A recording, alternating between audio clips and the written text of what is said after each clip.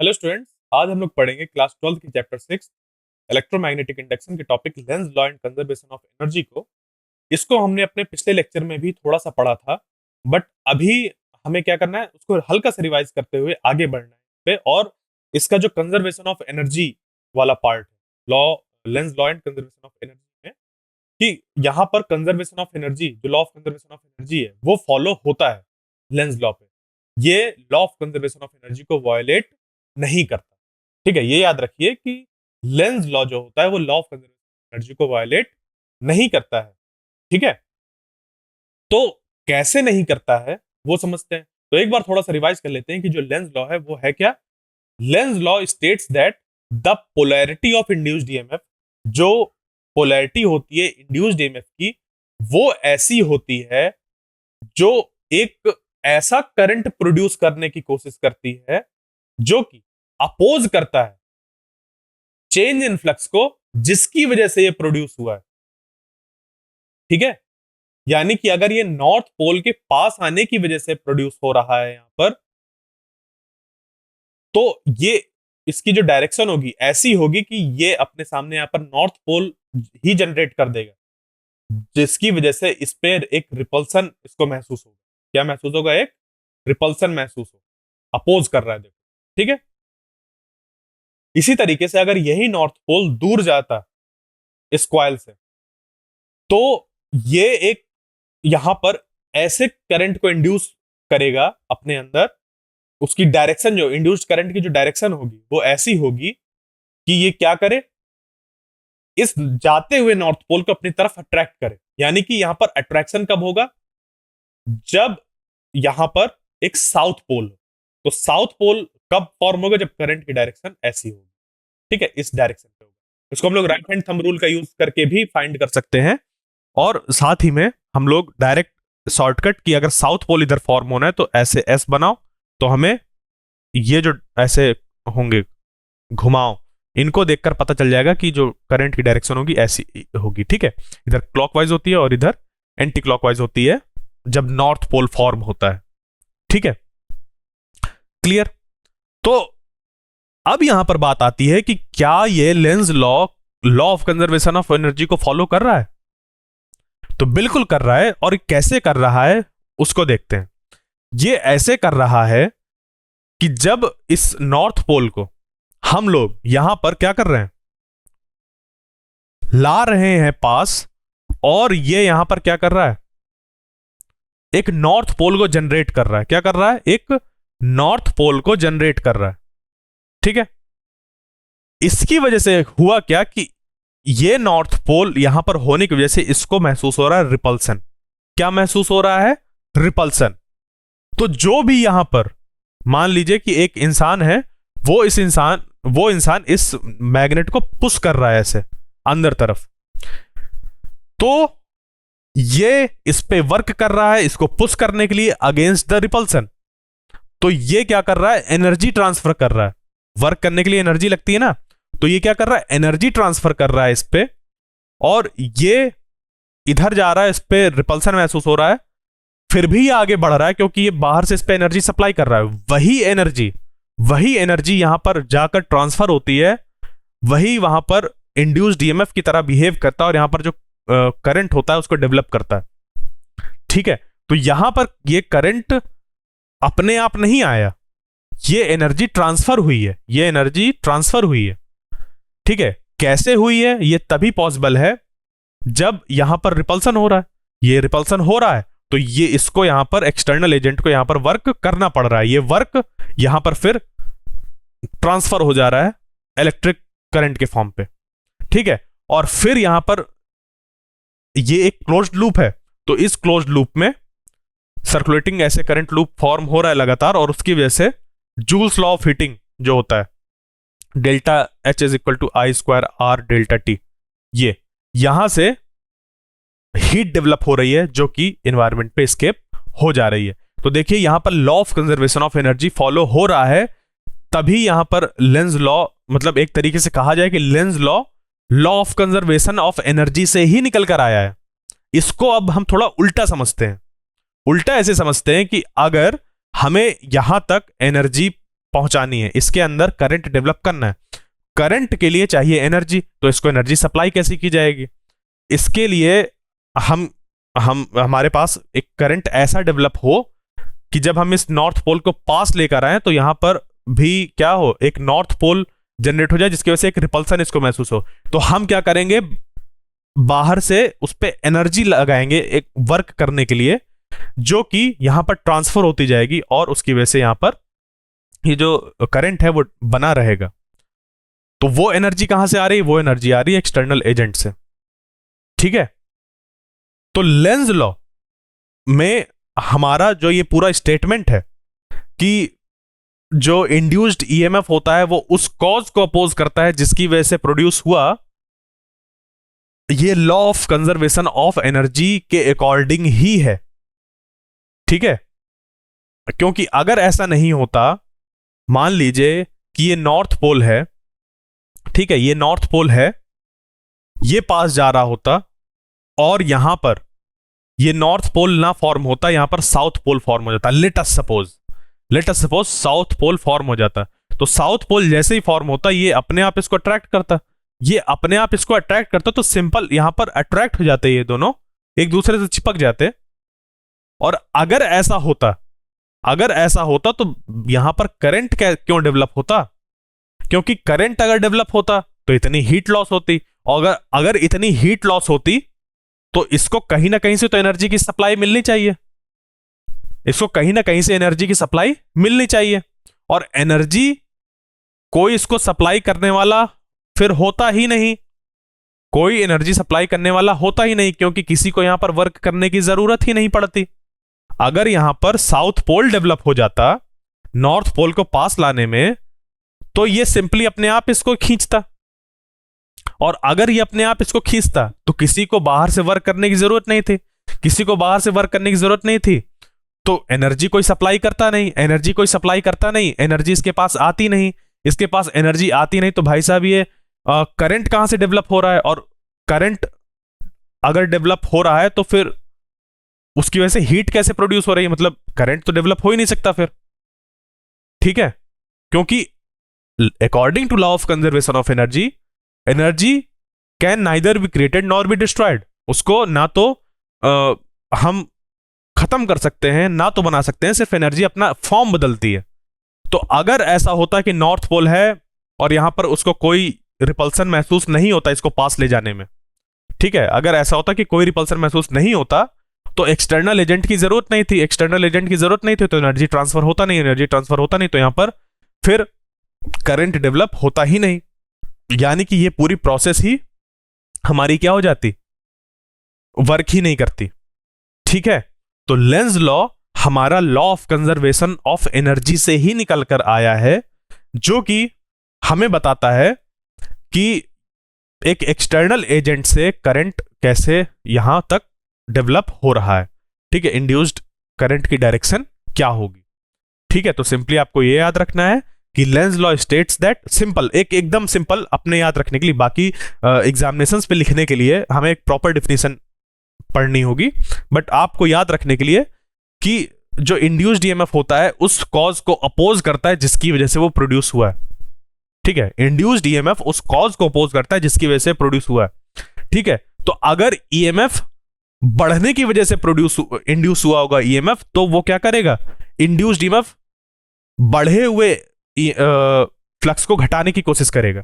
समझिएगा, अगर induced EMF का जो कॉज है, क्या है, कॉज, ठीक है, वो है फ्लक्स का अगर बढ़ना, क्या है, फ्लक्स का बढ़ना। ठीक है, फ्लक्स में भी बेसिकली हम मान ले कि जो कॉइल है, कॉइल के अंदर से मैग्नेटिक फील्ड का बढ़ना, तो जो इंड्यूस्ड ईएमएफ हमारा होगा, ठीक है, इंड्यूस्ड ईएमएफ का कॉज है अगर कि मैग्नेटिक फील्ड के बढ़ने की वजह से हुआ है, तो जो डायरेक्शन होगी, डायरेक्शन ऑफ इंड्यूस्ड ईएमएफ ऐसा होगा कि वो मैग्नेटिक फील्ड को घटाने की कोशिश करेगा, अगर मैग्नेटिक फील्ड के घटने की वजह से ये इंड्यूस हुआ है या प्रोड्यूस मान लीजिए, तो ये ऐसा प्रोड्यूस होगा कि ये मैग्नेटिक फील्ड को बढ़ाने की कोशिश करेगा।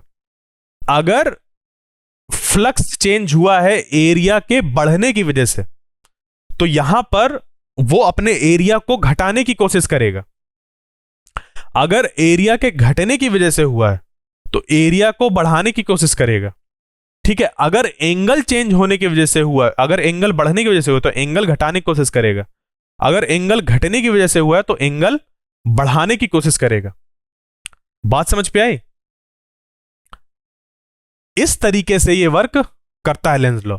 और लेंज लॉ हमारा law of conservation of energy से ही निकल कर आया है, और ये law of conservation of energy को हमारा फॉलो करता है लेंज लॉ। ठीक है, तो बात समझ पे आई? तो ये जो हमारा इंड्यूस्ड ईएमएफ का एक्सप्रेशन जो है minus N d phi B by d t, यहां पर जो माइनस साइन है आप समझ पे आ रहा होगा कि क्या है, वो जो इंड्यूस्ड ईएमएफ है उसकी डायरेक्शन को रिप्रेजेंट करता है। क्योंकि हमें यह भी चाहिए ना कि करंट किधर से किधर जा रहा है, क्योंकि हम लोग ने अपने पहले एक्सपेरिमेंट में देखा है और साथ में मतलब सारे एक्सपेरिमेंट में देखा है, बट पहले वाले एक्सपेरिमेंट पे इस बात को फोकस किया गया था कि जो करंट, इंड्यूस्ड करंट की डायरेक्शन है वो चेंज हो रही है जब हम मैग्नेट को पास ले जा रहे हैं या दूर ले जा रहे हैं। ठीक है, बात क्लियर हुई? तो वो उस चीज को एक्सप्लेन करने के लिए लेंज लॉ हमारा आया, और ये लेंज लॉ से ही ये हमारा माइनस साइन यहां पर लगता है कि जो इंड्यूस्ड ईएमएफ होता है उसकी डायरेक्शन ऐसी होती है कि वो जो भी यहां पर मैग्नेटिक फ्लक्स चेंज हुआ है उसके कॉज को अपोज करेगा। ठीक है, बढ़ने की वजह से हुआ है तो घटाने की कोशिश करा हुआ, घटने की वजह से हुआ तो बढ़ाने की कोशिश करेगा। सब में ऐसा होता है, चाहे बी ए थीटा किसी की भी बात हो। क्लियर? तो अब इसी चीज को हमें लेकर आगे एक एग्जाम्पल देखना है, समझना है कि कैसे क्या हमारा जो लेंज लॉ है वो वर्क करता है और कैसे यहां पर हम इंड्यूस्ड ईएमएफ की डायरेक्शन को बताएंगे। ठीक है, क्लियर? तो देखिए, ये साइन याद आ रहा है आपको? ये साइन किस चीज का है? ये साइन हमारा यूज होता है डायरेक्शन ऑफ करंट या फिर मैग्नेटिक फील्ड को रिप्रेजेंट करने के लिए। जैसे प्लेन ऑफ पेपर है, यहां पर ये रिप्रेजेंट कर रहा है जो मैग्नेटिक फील्ड है वो परपेंडिकुलर डायरेक्शन में into the plane of paper जा रही है, मतलब कि ये अंदर जा रही है, यहां से मैग्नेटिक फील्ड अंदर जा रही है। ठीक है, यहां से ये अंदर जा रही है। ठीक है, ऐसे निकल रही है अगर प्लेन ऑफ पेपर हम देखें। ठीक है, अभी ये क्या है, एकदम ये बना हुआ है कि परपेंडिकुलर डायरेक्शन में ऐसे अंदर जा रही है। ठीक है, तो यहां पर ही एक मैग्नेटिक फील्ड का रीजन है इस जगह पर, और इसमें हमारे पास डिफरेंट तरीके के लूप्स हैं। ठीक है, एक है ए बी सी डी, एक ये ए बी सी, और ये तीसरा वाला हमारा ए बी सी डी। ठीक है, अब इस पे क्वेश्चन क्या है वो देखिए। ठीक है, ये जो बना हुआ है वो देख लिया आपने, एक रेक्टेंगुलर, एक ट्रायंगुलर और एक किसी भी शेप का हमारे पास लूप है। ठीक है, और ये कैसे प्लेनर लूप है, एक प्लेन में ऐसे बने हुए हैं। ठीक है, उनमें कोई थिकनेस नहीं है। ठीक, क्या लिखा हुआ है? Planar loops of different shapes moving out of और into a region of a magnetic field which is directed normal to the plane of the loop away from the reader। ठीक है, या अवे फ्रॉम द रीडर यानी कि magnetic field into the plane of paper जा रही है, perpendicular direction में into the plane of paper. ठीक है, अब यहां पर हमारे पास तीन लूप हैं, एक रेक्टेंगुलर, ट्रायंगुलर और एक आर्बिट्रेरी शेप का कोई भी है। इस पे से जैसे ये वाला है, ये मैग्नेटिक फील्ड के रीजन में अंदर आ रहा है। ठीक है, मान लीजिए ये है हमारा ये वाला, ये जहां पर कि मैग्नेटिक फील्ड है, और मैग्नेटिक फील्ड कैसी है, into the plane of paper जा रही है अंदर तरफ। ठीक है, परपेंडिकुलर डायरेक्शन में यूनिफॉर्म मैग्नेटिक फील्ड है। ठीक है, ये किस चीज का रिप्रेजेंटेशन है? पूरा एक यूनिफॉर्म मैग्नेटिक फील्ड का। अब इसके ऊपर एक जो रेक्टेंगुलर हमारा एक लूप है, प्लेनर लूप, वो क्या कर रहा है, इस मैग्नेटिक फील्ड वाले रीजन पे एंटर कर रहा है। एक जो ट्रायंगुलर शेप का है वो बाहर जा रहा है, जो एक आर्बिट्रेरी शेप वाला है वो भी बाहर जा रहा है। ठीक है, तो हमें बताना है अब determine the direction of induced current in each loop using Lenz law. Lenz law का इस्तेमाल करके हमें डिटरमाइन करना है इंड्यूस्ड करंट की डायरेक्शन। बहुत सिंपल, क्या है ये? बहुत ही सिंपल है। ठीक है, कैसे? समझिए इस बात को। लेंज लॉ क्या कहता है कि जिस भी वजह से करंट इंड्यूस हुआ है, इंड्यूस्ड करंट की डायरेक्शन ऐसी होगी कि वो अपोज करे उस कॉज को जिसकी वजह से वो इंड्यूस हुआ है। तो देखिए यहां पर ये एक रेक्टेंगुलर जो लूप है वो इस यूनिफॉर्म मैग्नेटिक फील्ड में एंटर कर रहा है। क्या कर रहा है? एंटर कर रहा है। तो इस लूप के अंदर से पास होने वाली मैग्नेटिक फील्ड क्या होगी? बढ़ेगी। क्या होगी? बढ़ेगी। हाँ या ना? पहले मान लीजिए ऐसे रखा हुआ है तो पहले सिर्फ ये पोर्शन इतने में ही मैग्नेटिक फील्ड, इसको और अंदर जब ले आएंगे तो और ज्यादा एरिया पे यहां पर मैग्नेटिक फील्ड होगी। यानी कि कहा जा सकता है कि देखो एरिया तो नहीं चेंज हो रहा, बट उस एरिया के अंदर मैग्नेटिक फील्ड बढ़ रही है, क्योंकि ये पूरा का पूरा जो ABCD है वो अंदर तरफ आ रहा है। ठीक है, क्लियर? तो मैग्नेटिक फील्ड क्या हो रही है? बढ़ रही है। इस मैग्नेटिक फील्ड के बढ़ने की वजह से चेंज इन फ्लक्स आया है। तो जो इंड्यूस्ड करंट होगा वो एक ऐसी मैग्नेटिक फील्ड को जनरेट करेगा, एक ऐसी मैग्नेटिक फील्ड को जनरेट करने की कोशिश करेगा जो इस मैग्नेटिक फील्ड को घटा दे। तो कोई चीज घटती कैसे है? जब अपोजिट डायरेक्शन में होती है। ठीक है, तो देखो जो पहले से यहां पर मैग्नेटिक फील्ड मौजूद है उसकी डायरेक्शन है into the plane of paper, और जब ये लूप हमारा एंटर कर रहा है तो यहां पर इसके अंदर से पास होने वाली मैग्नेटिक फील्ड लाइंस जो हैं वो बढ़ रही हैं। तो अगर नेट मैग्नेटिक फील्ड, जो नेट मैग्नेटिक फील्ड है वो हमारी कांस्टेंट रहे, क्या रहे? कांस्टेंट। तो एक है हमारी मैग्नेटिक फील्ड किसकी वजह से? जो यहां पर पहले से मौजूद है, यूनिफॉर्म मैग्नेटिक फील्ड जो पहले से यहां पर मौजूद है। दूसरी मैग्नेटिक फील्ड है जो इंड्यूस्ड करंट की वजह से आ रही है। ठीक है, किसकी वजह से आ रही है? Induced current. तो देखो यहां पर ये वाला जो है अगर वैल्यू बढ़े, मान लो कि अभी ये सिर्फ पहले 1 थी और ये 0 थी, अब ये क्या हो जाए? यहां पर इसकी वैल्यू बढ़ जाए, 2 हो जाए। तो यहां पर हमें इस पूरी इक्वेशन को उतना ही रखने के लिए, यहां पर 1 ही लाने के लिए हमें क्या करना पड़ेगा कि जो नेट मैग्नेटिक फील्ड है वो ना चेंज हो। यहां पर जो इंड्यूस्ड मैग्नेटिक फील्ड है वो क्या हो जाए? -1 हो जाए। तब जाकर इधर भी 1 हो जाएगा, इधर भी। समझे कि देखो जिस सिचुएशन में है, जैसे अभी ये रखा हुआ है, ये अपने आप के अंदर उतनी ही मैग्नेटिक फील्ड रखने की कोशिश करेगा कि जो नेट मैग्नेटिक फील्ड है उतनी ही रखने की कोशिश करेगा। तो यूनिफॉर्म मैग्नेटिक फील्ड अगर 1 है और इंड्यूस्ड अभी हुई ही नहीं है, अभी रखा हुआ है, चुपचाप रखा हुआ है, तो ये 0 है। अब जब इसको अंदर लेके आ रहा है तो यूनिफॉर्म मैग्नेटिक फील्ड की वैल्यू क्या हो गई? बढ़ गई। बट हमें नेट मैग्नेटिक फील्ड उतनी की उतनी ही रखनी है। तो ये क्या करेगा? अपने अंदर एक ऐसे करंट को जन्म देगा जो कि एक मैग्नेटिक फील्ड प्रोड्यूस करेगा, बट उसकी डायरेक्शन क्या होगी? अपोजिट होगी। उसकी डायरेक्शन क्या होगी? अपोजिट डायरेक्शन में होगी। यानी कि यहां पर जो इंड्यूस्ड मैग्नेटिक फील्ड होगी उसकी डायरेक्शन होगी ऐसी। ठीक है, कैसी होगी? ऐसी, यानी कि coming out of the plane of paper. तो अगर यहां पर magnetic field, induced magnetic field की direction coming out of the plane of paper है, तो लगाइए अपना right hand thumb rule, place करिए थंब को इंड्यूस्ड मैग्नेटिक फील्ड की डायरेक्शन पे। तो इंड्यूस्ड मैग्नेटिक फील्ड की डायरेक्शन क्या है? Coming out of the plane of paper. तो रखिए, आप जब ऐसे रखेंगे coming out of the plane of paper में अपना थंब को ऐसे प्लेस करेंगे तो ये जो कर्ल्ड फिंगर्स हैं वो रिप्रेजेंट करेंगी इंड्यूस्ड करंट की डायरेक्शन को। ठीक है, तो जब हम हमारे थंब को प्लेस किया इस पे, तो कर्ल्ड फिंगर्स हमें बता रही हैं कि देखो करंट ऐसे इंड्यूस होगा। यानी कि जो करंट की डायरेक्शन है वो हमें मिल गई CDAB, या फिर कहा जाए कि ABCD। जो इंड्यूस्ड करंट की डायरेक्शन इस पे निकल कर आ गई वो क्या हो गई? ABCD। ऐसे ABCD डायरेक्शन ये हो गई। क्लियर इस वाले के लिए? सिमिलरली अब आप इस पे देखिए, यहां पर एक लूप है, ट्रायंगुलर लूप, जो कि बाहर जा रहा है, एक यूनिफॉर्म मैग्नेटिक फील्ड से बाहर जा रहा है। यहां पर जो मैग्नेटिक फील्ड है इससे पास होने वाली वो डिक्रीज होगी। जो इसके अंदर नेट मैग्नेटिक फील्ड है वो डिक्रीज होने की कोशिश करेगी। तो हमें क्या करना होगा? उसको उतना ही बरकरार रखने के लिए मैग्नेटिक फील्ड ऐड करनी होगी। यानी कि इंड्यूस्ड मैग्नेटिक फील्ड की जो डायरेक्शन होगी वो उसी डायरेक्शन में होगी जिस डायरेक्शन में हमारी पहले से यूनिफॉर्म मैग्नेटिक फील्ड मौजूद थी। क्योंकि देखो यहां पर ये जब बाहर जा रहा है तो मैग्नेटिक फील्ड क्या हो रही? घट रही है। तो मैग्नेटिक फील्ड ऐसी होगी जो बढ़ाने की कोशिश करे। क्या करे? मैग्नेटिक फील्ड बढ़ाने, यानी कि हमें यहां पर क्या होगा? बढ़ेगी कब? जब उसी डायरेक्शन में होगी। क्या होगी? जब उसी डायरेक्शन में होगी, यानी कि यहां पर जो इंड्यूस्ड मैग्नेटिक फील्ड का डायरेक्शन है वो भी into the plane of paper है। तो into the plane of paper जब रखेंगे हम अपने थंब की डायरेक्शन को ऐसे, तो ये वाले जो हमारे कर्ल्ड फिंगर्स हैं वो रिप्रेजेंट करेंगी करंट, इंड्यूस्ड करंट की डायरेक्शन ऐसी, यानी ए सी बी, ए सी बी ए। ठीक है, ये हमारा इंड्यूस्ड करंट की डायरेक्शन हो जाएगी इस पे। इसी तरीके से जब ये प्लानर हमारे पास एक लूप है और ये देखो क्या हो रहा है, बाहर जा रहा है। क्या हो रहा है?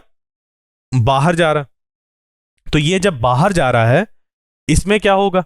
इसमें बताओ, इस पे मैग्नेटिक फ्लक्स डिक्रीज होगा, या कह लीजिए कि मैग्नेटिक फील्ड डिक्रीज होने की कोशिश करेगा। ठीक है, तो यहां पर जो इंड्यूस्ड मैग्नेटिक फील्ड होगी वो ऐसी होगी कि वो घटने ना दे, घटने ना दे यानी कि उस पे एड अप हो जाए। ठीक है, घट रही है तो उस पे एड अप हो जाए। एड अप कब होगी? जब सेम डायरेक्शन में होगी, यानी कि इंड्यूस्ड जो मैग्नेटिक फील्ड है वो भी इसी डायरेक्शन में होगी, यानी कि into the plane of paper. तो इसमें हम कैसे निकालेंगे? Into the plane of paper रखिए, तो यहां पर राइट हैंड थंब रूल का यूज करके इंड्यूस्ड करंट की डायरेक्शन हमें ऐसी मिल गई, यानी A B C D A, ये डायरेक्शन हो गई इंड्यूस्ड करंट की। क्लियर? तो ये हमारा इस तरीके से लेंज लॉ हेल्प करता है इंड्यूस्ड करंट की डायरेक्शन को बताने के लिए, इंड्यूस्ड ईएमएफ की डायरेक्शन को बताने के लिए। ठीक है, समझ पे आई बात? तो वो जो माइनस साइन था Faraday's law of electromagnetic induction में, वो लेंज लॉ से ही आता है और लेंज लॉ का ये काम है। समझ पे आया कैसे लेंज लॉ वर्क करता है इंड्यूस्ड ईएमएफ की डायरेक्शन को बताने के लिए? ठीक है, तो वही चीज यहां पर ये दी हुई है सॉल्यूशन कि कैसे क्या है।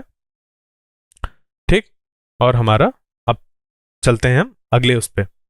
ठीक है, अब इस एग्जांपल पे देखिए, a closed loop is held stationary in the magnetic field between north and south pole of two permanent magnet held fixed.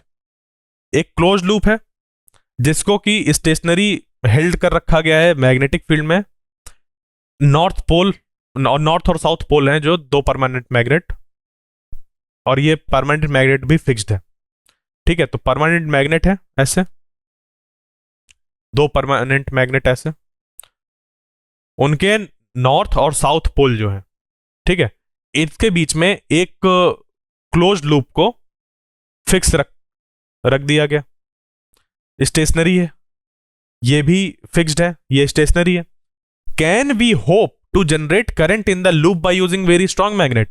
अगर मैं इन दो मैग्नेट्स की स्ट्रेंथ को बहुत ज्यादा बढ़ा दूं, बहुत ज्यादा, तो क्या यहां पर करंट इंड्यूस होगा? बताइए।